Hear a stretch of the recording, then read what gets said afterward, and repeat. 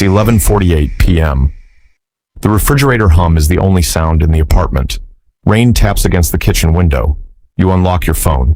Banking app, available balance. You're 40. You check your bank account. $1,200. That's it. That's 2 decades of work, sitting in one number. Somewhere, a version of you did this right. That version isn't you. Not yet. Your phone buzzes. A college friend just bought a lake house. You close the app. You sit in the dark.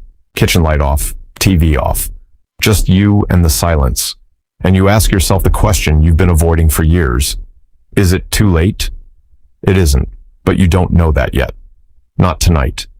You think about the version of your life you pictured at 25. This wasn't it. None of this was it. Tonight, you just feel 40 and behind. Tomorrow is a different story, but tomorrow doesn't exist yet. Right now, there's only tonight, and the number on the screen, $1,200. Sit with that for a second, because in a few minutes, that number is going to start moving. Level 1, the admission. You stop lying to yourself. That's where it starts. Not a spreadsheet, not a budget app. A quiet, brutal sentence in your head. I did this to myself. No blame, no excuses. Just truth. You open your bank app again. You actually read the numbers this time. Rent, debt, subscriptions you forgot you had. A car payment for a car you don't even like anymore. Nothing left over, nothing saved, nothing growing. You've been treading water for 20 years, and treading water feels like survival until you realize it's just delayed drowning. You think about your parents, retired, comfortable, or not. You think about which one you're going to be. Tonight, you make one decision, small, almost embarrassing. You open a brokerage account. You put in $50. $50. At 40 years old, it feels like nothing. You almost close the app out of shame. You don't. It is not nothing. It's the first brick. You don't tell anyone. Not your partner, not your friends, not your brother, who'd probably laugh. $50? What's that gonna do? Nothing. Tonight. Everything. Eventually. You set up an automatic transfer every 2 weeks. No thinking involved. You make the decision exactly once, and then you never have to make it again. That's the part people miss. Discipline isn't a daily battle. It's one good decision, automated, so willpower never gets a vote. Level 2. The other. You somewhere, in a parallel life, there's another you. Same age, same starting bank balance, same $1,200, same night, same lake house notification. But that version closes the app, tells himself, I'll start next month when things settle down. Next month becomes next year. Next year becomes after the holidays. We'll check back on him. He's not doing well. You, meanwhile, just opened an account. 2 different men, one decision apart. Level 3. The invisible years. Month 1. Nobody notices. You still drive the same car, still wear the same jacket, still eat lunch at your desk instead of the new place everyone's talking about. But your $50 became $200, then $600. You don't feel richer, you feel disciplined, which is somehow worse. Socially, people ask why you're not spending. You don't have a good answer that sounds impressive. You just don't buy things anymore. Not because you can't, because you finally understand what money is for. It's not for looking rich. It's for buying years back. Every dollar you don't spend tonight is a year you get back later. You start seeing price tags differently. That jacket isn't $180. It's 3 months of compounding. Gone. By month 6, the account reads $1,900. Not life-changing, but real. Growing every 2 weeks, whether you're watching or not. Level 4. The first test. 6 months in, then the market drops. 14% in 6 weeks. Your $4,000 becomes $3,440. Your chest tightens. Your thumb hovers over sell all. Your brain screams the oldest lie in personal finance. At least save what's left. This is the moment that separates people, not the investing. This, the parallel you, the one still waiting, never even got here. You breathe. You close the app. You don't sell. 3 months later, it's back.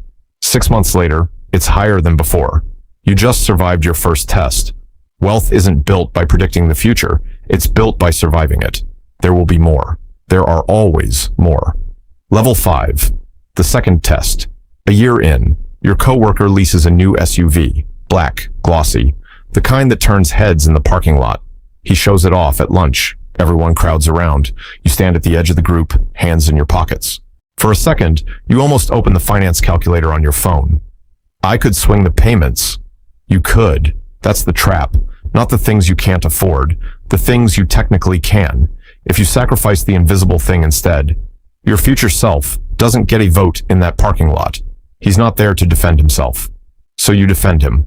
You walk back inside. No SUV. Just $600 more, quietly, into the account nobody can see. Status is loud. Wealth is silent. You're choosing silence.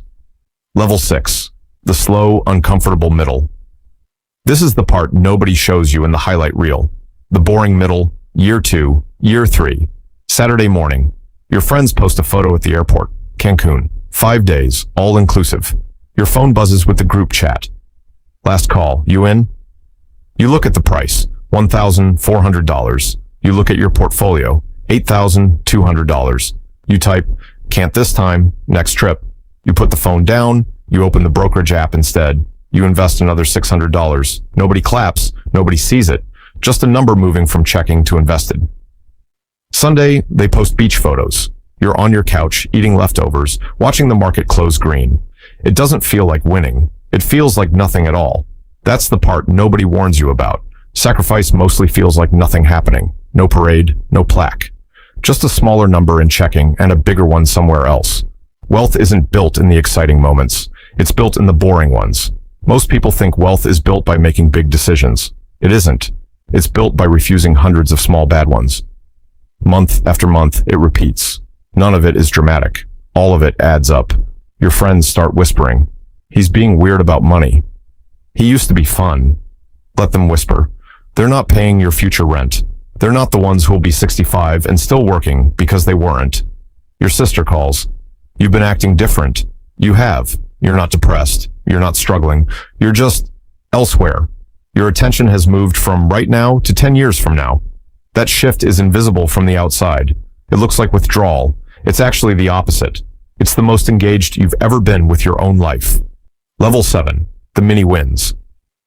Not every level is pain. Some of them you almost miss. Not every level is a struggle. Some are just quiet proof that it's working.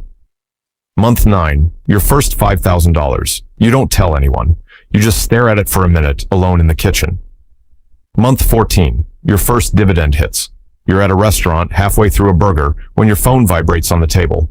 $11.42 dividend received. You smile. Nobody else at the table even notices. But you do. You didn't work for that money. It just arrived. For the first time, you got paid while doing absolutely nothing. Month 18.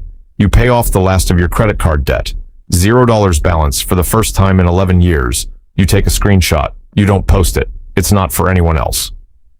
Month 22. Your emergency fund hits 6 months of expenses. Untouchable, just sitting there like armor. You sleep differently that night. Calmer. Month 30. Your first $10,000 milestone in investments alone. Then $25,000. Then $40,000. Each one used to feel impossible. Now they just feel like Tuesdays. Small wins, stacked quietly, are the only reason the big ones ever arrive. Level 8. The emotional cost. Here's the part that isn't about money at all. Your father gets sick. You sit in a hospital waiting room at 1 a.m. Fluorescent lights, vending machine hum, a clock that won't move. For the first time in your life, you're not calculating whether you can afford to be there, not stressing about missed work, not doing silent math in your head while a nurse talks to you. You're just present. That's what this was always about, not the number on the screen, the freedom to show up when it matters most.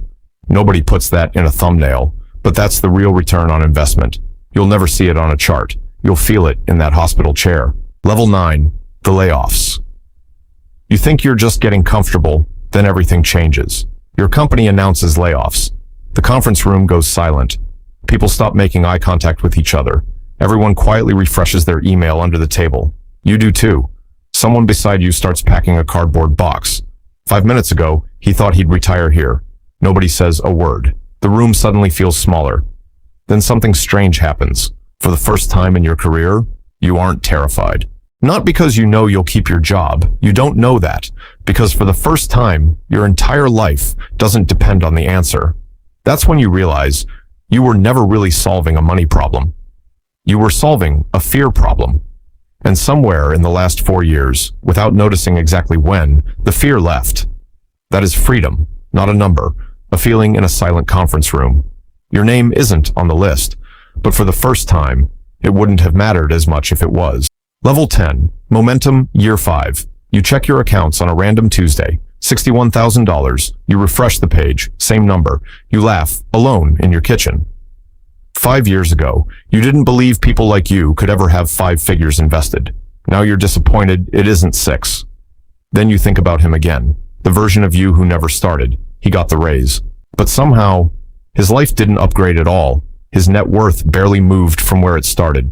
He's still waiting for the right time. There is no right time. There's only the moment you stop waiting for one. You already had yours. He's still looking for his. 40 wasn't when you fell behind. 40 was the day you stopped falling.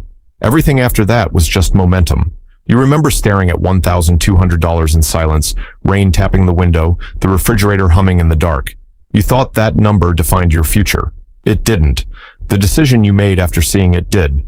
Be the one who started tonight, not next month, not when things settle down, not after the holidays. Tonight. Open the account. Put in the $50. Feel embarrassed about it if you have to. 12 years from now. It's raining again. The refrigerator still hums. You unlock your phone. Available balance. The screen glows in the dark. The number is bigger now. But that's not why you smile. You smile. Not because the balance is bigger. Because the balance no longer decides who you are.